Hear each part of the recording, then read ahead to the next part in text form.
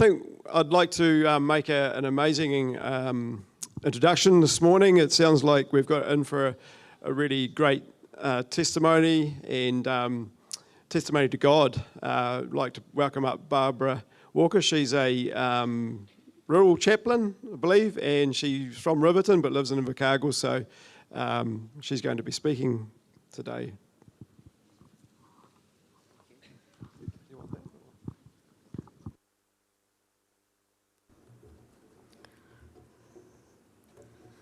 Well, good morning. It's lovely to be here, and thank you for the invitation and the beautiful songs.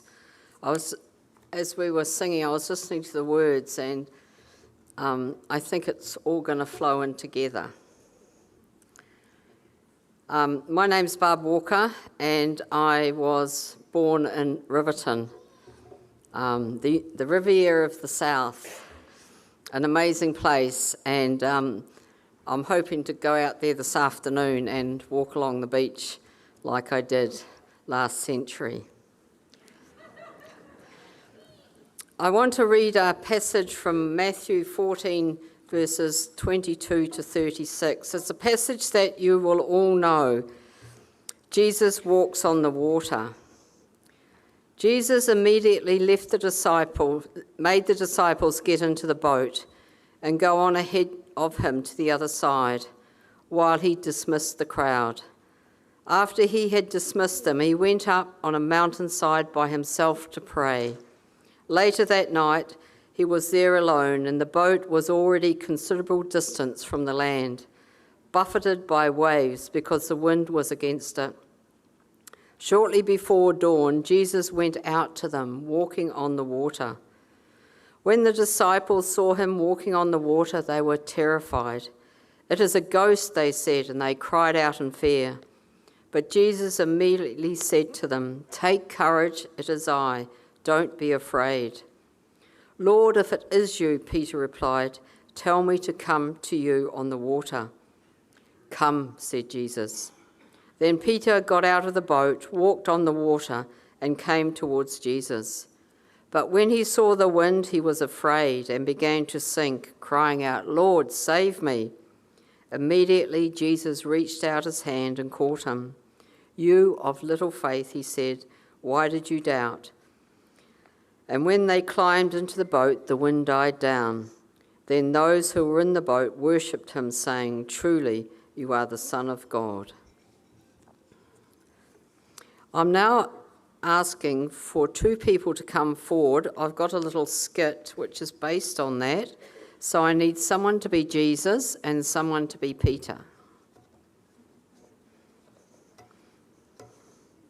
Come on, be like Peter saying, "Lord, is it you?" "Yes, it is." So come, now's your chance to come forward. Okay, two people.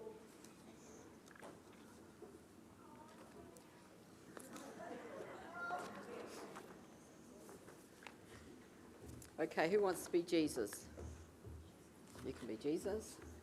You can be Peter. Just probably go down by the mics.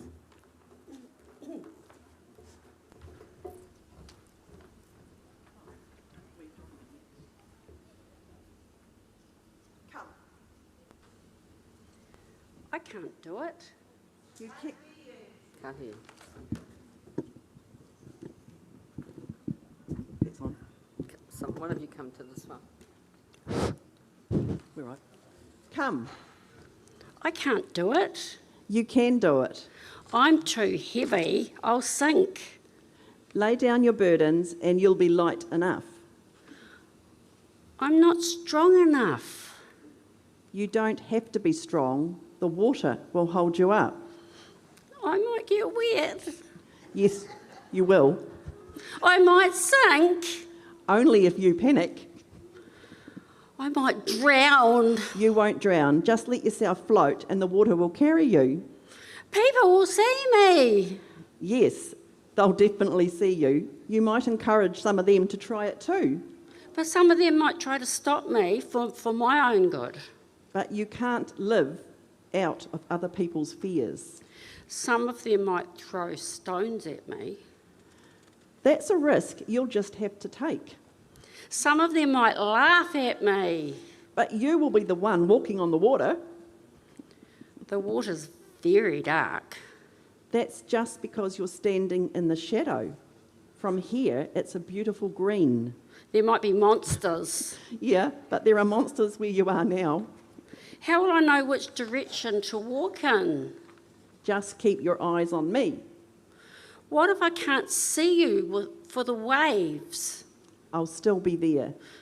I'm very scared. We're all scared, but don't trust your fears. They're not reliable. What will I trust? Trust your love. But what if I get it wrong? Then trust my love. Then they come from the same place. But what if... This conversation is going round in circles. I'm not going to stand here all day while you theorise. Now, you have to move your body. Action will remove the doubt. Are you coming?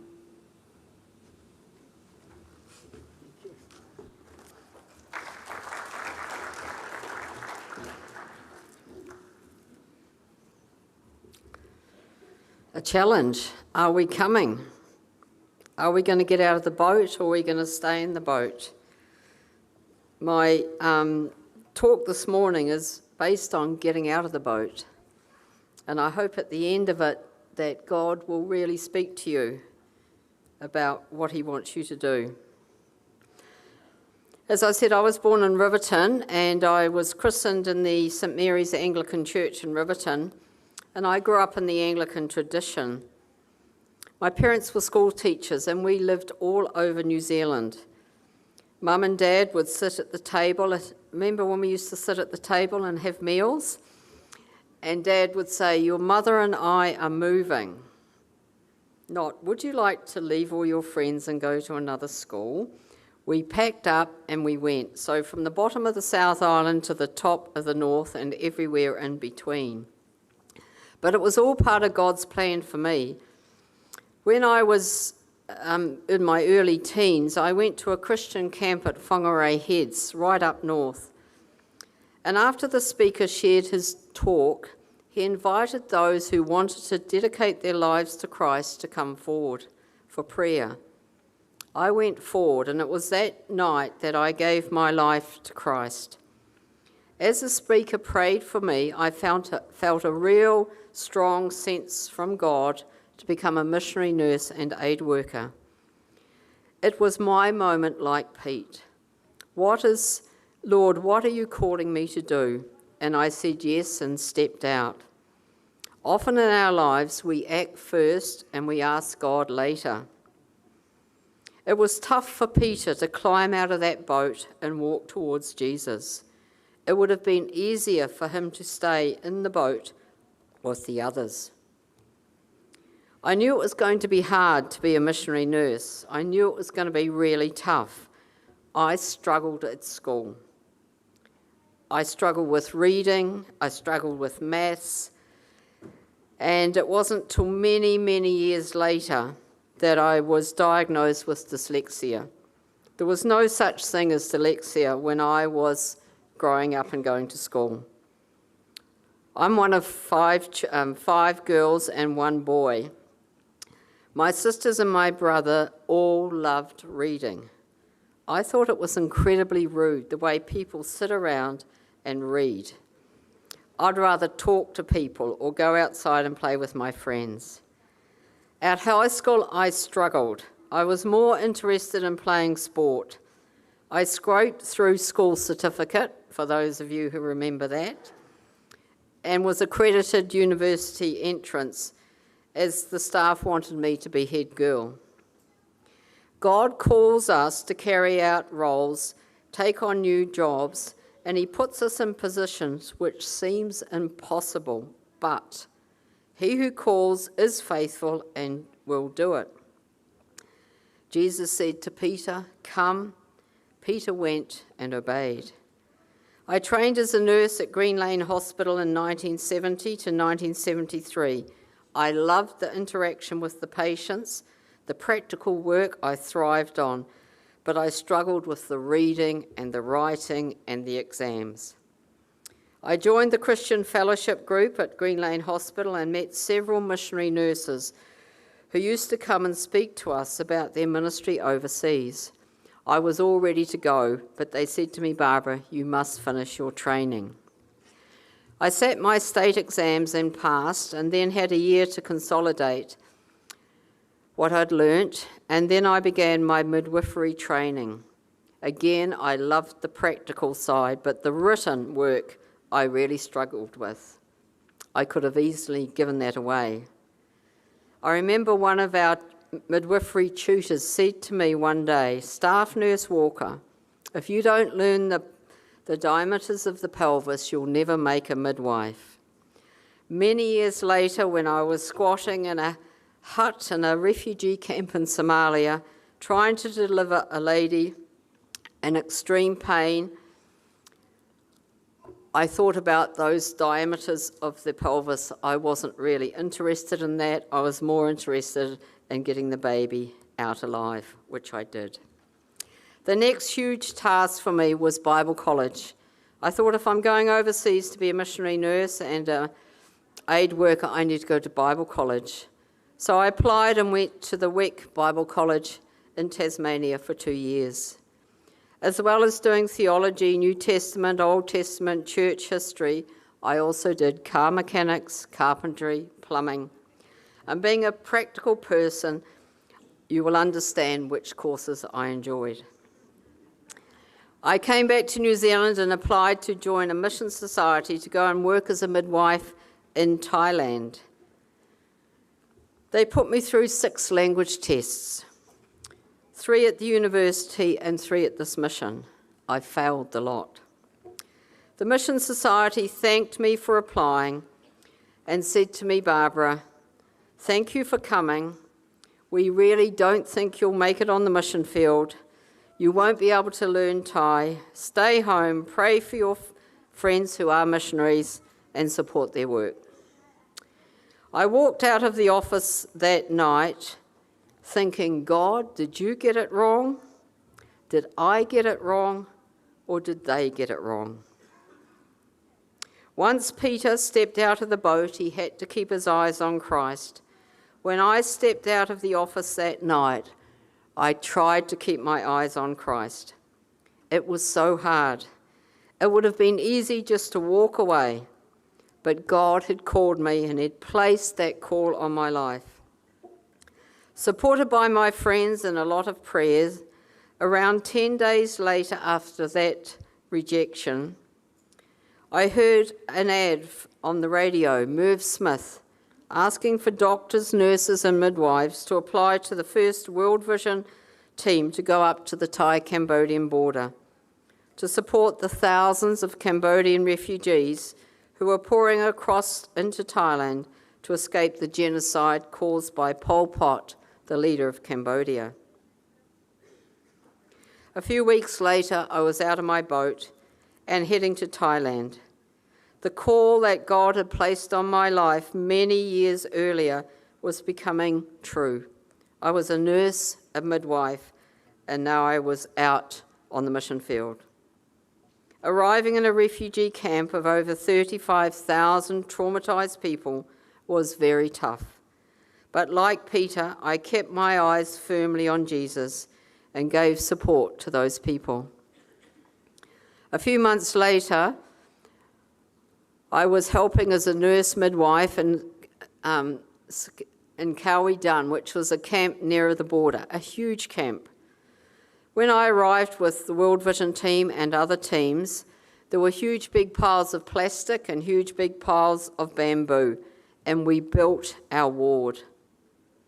When the time came some months later for me to leave, there was 120,000 people living in that camp.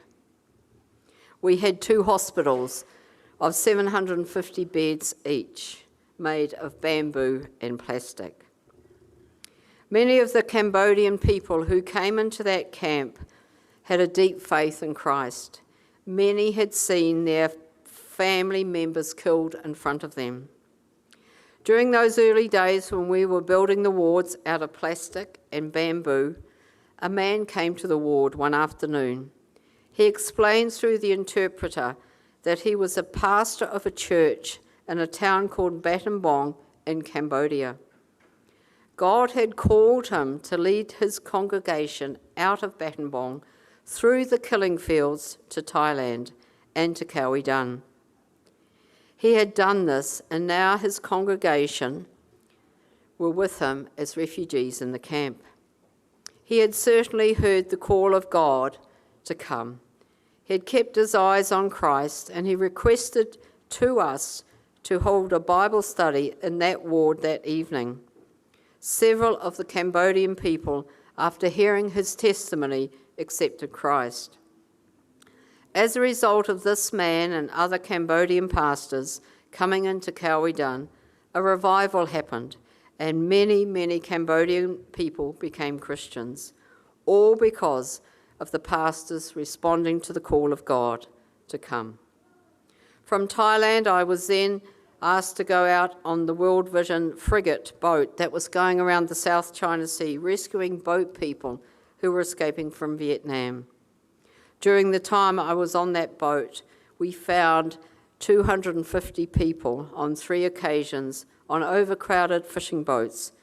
We took them on board our boat, took them to islands in Indonesia where they were screened, and ended up all around the world, including New Zealand. Then God, through World Vision, called me out of my boat again, this time to Somalia, the Horn of Africa, to be one of the leaders in a large refugee camp of 80,000 people, where these people had been traumatised by war and famine. I worked there with a team from World Vision and other agencies, and it was really tough. When we first got there, we weighed and measured all the children. We had 26,000 children needed to be fed. How do you feed them? We got the World Food Programme involved and the Red Cross. Somalia is a country that's very hot during the day and cold at night, so we had to build shelters. So my training at Wet College and building the building program helped me to help the others as we set up some shelters. All of you this morning would have got up, had a shower, cleaned your teeth, made a cup of coffee, used water. We didn't have water in the camp. The ladies would have to go down to a river, dig down probably as tall as I am, and find this filthy, dirty water and bring it up. How do you get water from a river way over there up into the feeding centres? You need donkeys. And so we had people who had donkeys, and they would bring the water up. There's no gas, there's no electricity in the refugee camp. So how do you light these huge big pots to cook the food? Again, the ladies would go out and gather firewood and bring it back. So we began these feeding programs, and then gradually more and more people came to help us. It was tough. At the end of the day, when you've been doing outpatient clinics and there was still 50 to 100 people with their children sitting outside waiting to be seen, and as you walk past, absolutely exhausted, they would pull on your clothes begging you to see their child. But you had to go and rest.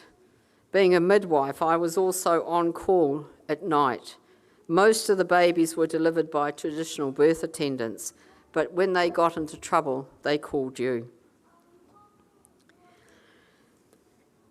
Then World Vision contacted me and asked me if I would go out to Somalia, to the Horn of Africa, to work in a large refugee camp there. It was huge and it was scary, but God was there with us. Then to England for more training in refugee health, disaster management and tropical medicine. Remember, I have dyslexia. That was tough, reading, studying. And while I was there one Sunday morning, I went to an Anglican church in in Liverpool. And the minister said, stand up and turn around and talk to the person beside you. That is very dangerous to do. I turned to the person beside me and she said, I said, what's your name and where are you from? She said, I'm a nurse midwife. I've just been working on the Afghan-Pakistan border, but I've caught typhoid. I'm over it now, but I can't go back. What do you do? And I said, well, I'm a nurse, midwife, aid worker. I'm just finishing tropical medicine in Liverpool. She said, what are you going to do when you've finished that? I said, I don't know. At that stage, there was very few disasters in the world for aid workers. So she said to me, why don't you go to Pakistan? I quickly said, I don't have any money. She said, don't worry, here's a number. When you get to London, ring it. I rang it. And the person on the end of the phone at the British Church Missionary Society said, you're an answer to prayer. Have you ever been an answer to prayer? And apparently they'd just received an aerogram. Do we remember aerograms? A few people are nodding their heads. It used to be something we wrote. It was blue and you could post it all around the world. This is long before cell phones, texting, Twitter, Snapchat, whatever. So I went in and I had an interview with this agency, and they said, Barbara, we want to put you through some interviews and stuff. And a few months later, I was on my way to the Afghan-Pakistan border. This was when the Russians, a few years prior to this, had invaded Afghanistan. The Americans were supporting the Mujahideen, and 3 million people crossed the border from Afghanistan into Pakistan. A lot went up to Peshawar, which was our biggest city, and some came to Banu. Sometimes we were a hospital, it was a mission hospital, and we were renowned for the incredible doctor who worked there, Ruth Coggin. She was an obstetrician and gynecologist who'd been working out in Pakistan for 25 years when I got there. And so we had a lot of women coming in from Afghanistan in the back of utes, been in labour for 3 or 4 days, and all the guys standing around on the ute with AK-47s and making sure no one, attacked them or kidnapped them. Kidnapping was quite common in Banu in that time. And they'd come into the hospital. We had people here, women here, coming into Banu who were in labour on camels. Now, I can bet there is no one in this room who's been on a camel in labour coming into Gore Hospital for delivery. But in Pakistan, back then, it was common. It was an amazing place to work, and it was a very tough place to work. But we opened in prayer every day, and we prayed for God's wisdom, because some of the cases that came into our hospital, we needed God's help. While I was in Pakistan, I got a telex. Remember telexes? Maybe telexes didn't come to Gore, but there was a thing called telex, believe me. It was a bit like a fax. And it was asking, from World Vision, asking me to go to Ethiopia. This was the big famine in 84, 85. And I'm sure some of you would have gone to concerts and waved your arm and sang, "We Are the World." How many of you did that? Few of you. And it was people like Bob Geldof and Bono. And working in refugee camps and refugee situations, you often get a lot of celebrities come. Some of them are really good and helpful. Some of them would be better if they stayed in the places where they came from. We were sitting at a table in Ethiopia one day in our little place where we had lunch. And there was this guy came and sat beside us. And I said, "Oh, this is Kip and this is Rosemary and I'm Barb. What's your name?" And he said, "I'm Bono." And we said, "Bono who?"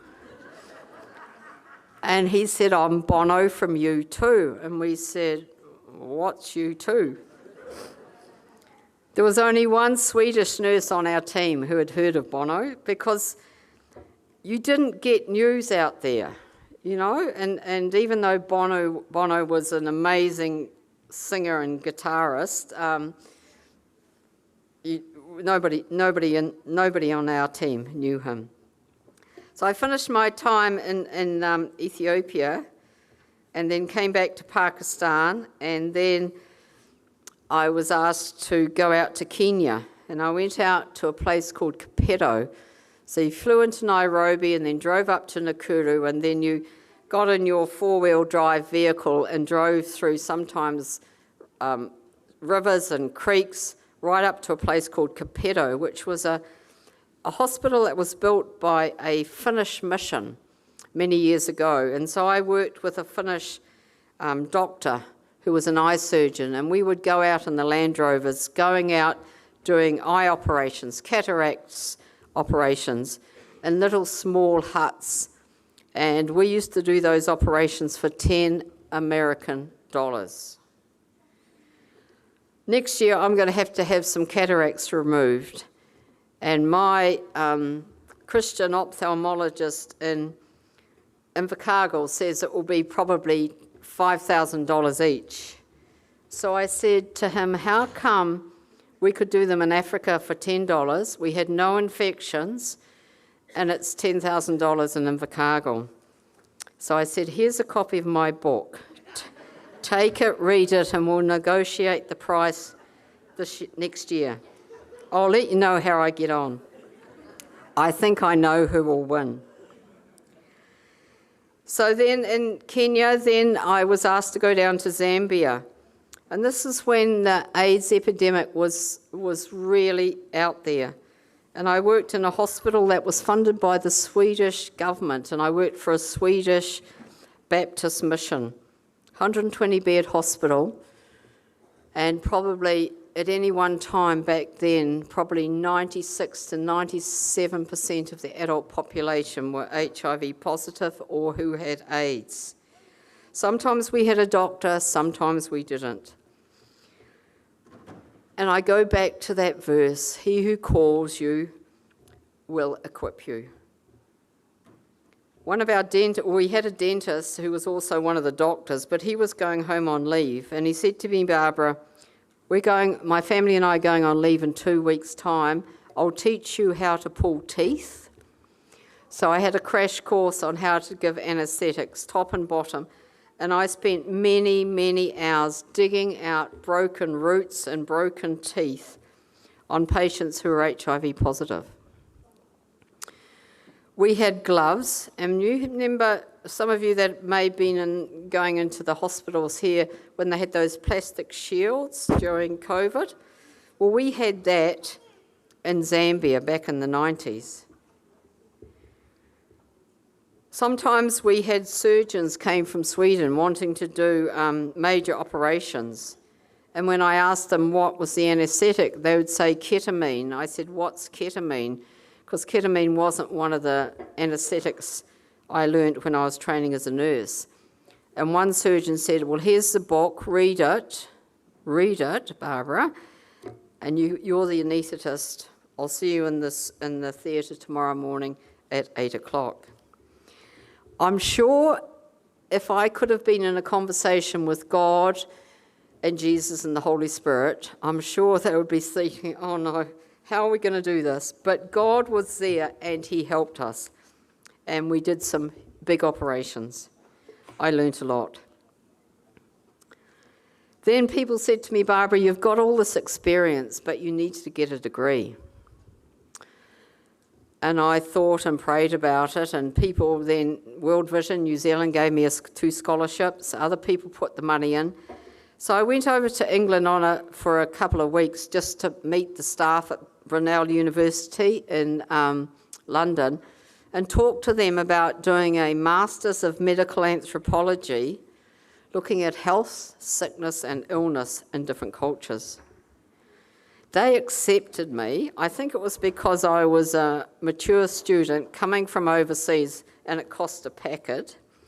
But anyway, I had about 8 months to fill in before the course started. So I went and worked with World Vision on the Ugandan, Tanzanian, Rwandan border. Again, AIDS was huge there, and we were setting up education programs, supporting people who were looking after their dying AIDS patients in their houses, educating young people to get the message out of how to prevent AIDS. And then the time came, so I went back to England and started my course. That was huge.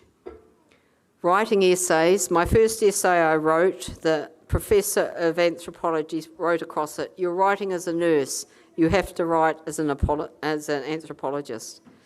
But with blood, sweat, and many prayers and God's enabling, I completed the written part, and then I went back to Tanzania to do my research, looking at the impact of AIDS on this community I was working with in a place called Bukoba. It was during the time I was there that the massacre happened in Rwanda. The Hutus and the Tutsis took up arms, and I'm sure many of you will remember seeing that on television. Hundreds of thousands of people were slaughtered. Hundreds of thousands of people poured across the border into Tanzania, into a camp called Banakwa. 850,000 people came into that camp, walking across the bridge from Rwanda into Tanzania, carrying what they could carry. Old people, no walking frames. They'd walk, sit down, just couldn't get up. Women in labour would walk, deliver, get up. It was incredible. I stood on the bridge that day with my Tanzanian interpreter, and we looked down into the water. The Kagera River is a big river that flows into Lake Victoria, and there were bodies tied together that had been killed, floating down the river. During the time that the massacre was on, 40,000 bodies floated down the Kagera River into Lake Victoria. I stood on that bridge that day and said to God, why does this happen? Why do human beings who start off as beautiful, lovely babies, what changes? And in our prayers this morning, we talked about praying for the Middle East, Ukraine, Sudan, Afghanistan. God said to me that day, Barbara, you're upset. How do you think I feel? And at that moment, a rainbow appeared from Rwanda right across to Tanzania. Every time I drive around Southland, which I do a lot of in my role as a rural chaplain, I see rainbows, and I think back to that day. I finished my degree, and then World Vision asked me to go to Mozambique, a country that had just come out of 17 years of civil war, and I was heading up a big medical program. And then one Saturday morning, there was a knock on the door. I lived on an armed compound with armed guards, and they handed me a piece of paper. Written on that piece of paper was, if I didn't raise the salary of the Mozambican staff, I and my Mozambican administrator would be killed by the end of the year. That was in June. If it happened to me now, I would pack up my suitcase and leave. But back then, I didn't want to let the people of New Zealand down because a lot of you were supporting World Vision. But as it got nearer and nearer the end of the year, I knew that I couldn't stay. So I was evacuated out to England and then back to New Zealand. Shell-shocked. There was no such thing as post-traumatic stress. You just had friends around who prayed and supported me. I went and worked up in the Hokianga in Northland, managing their community program, then to the Milton Health Trust, and then I was looking at what was I going to do when I finished nursing. And Bishop Penny Jamison said to me one day, Barbara, what are you going to do when you finish nursing? I said, I want to be a hospital chaplain. So I went down the path of ordination 20 years ago and was ordained an Anglican minister.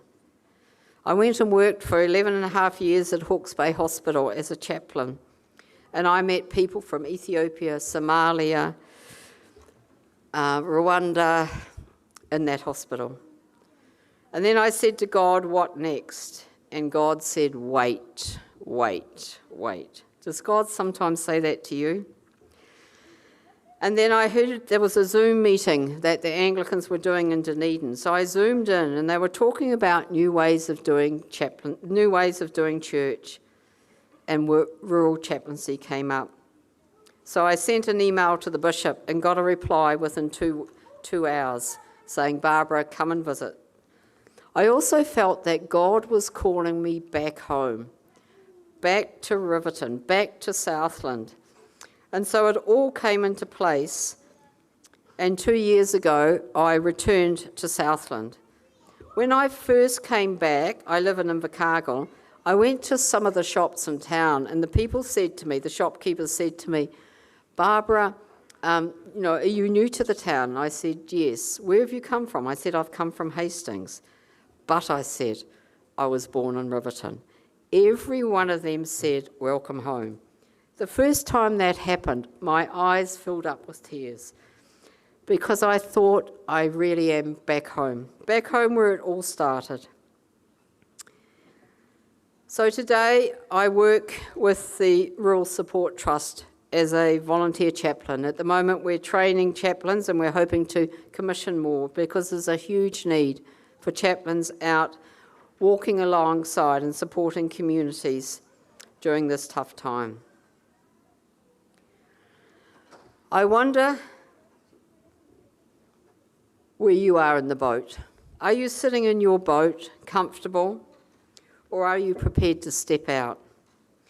God may not call you to become a missionary nurse or a midwife, but God may be calling you to step out of your boat and share your faith with your school friends, or in your workplace, or with your family. When God calls us, He equips. And there's many, many times when I was overseas, I wondered where God was. When you've seen the worst and best of human beings that I've seen, but God was always there. I want to encourage you today to think about where God's calling you. I meet many people as I travel around New Zealand who say, yeah, Barbara, God called me a number of years ago, or God's calling me, but. God doesn't want our buts. He wants us. And you can read more stories about God in my book, Purple Hands, which I wrote with dyslexia, with lots of friends and lots of prayer. And this book is not about me, it's about God. Because when God calls, He equips. And so I'm the second youngest in Rowena Jackson Retirement Village.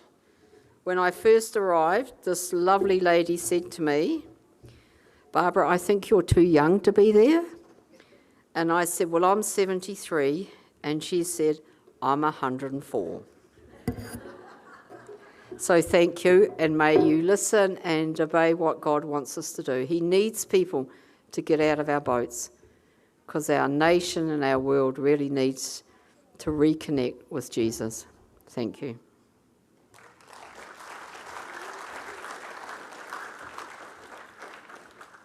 I can't help but think what good words to finish on there, not I but Christ in me, after hearing that. I just was thinking, actually, I lost track of how many countries you're actually in, Barb. And I was thinking, I can't help think how many people that you actually touched with stepping out of the boat, like that one step and then what followed on from that. And what an amazing testimony. Thank you very much.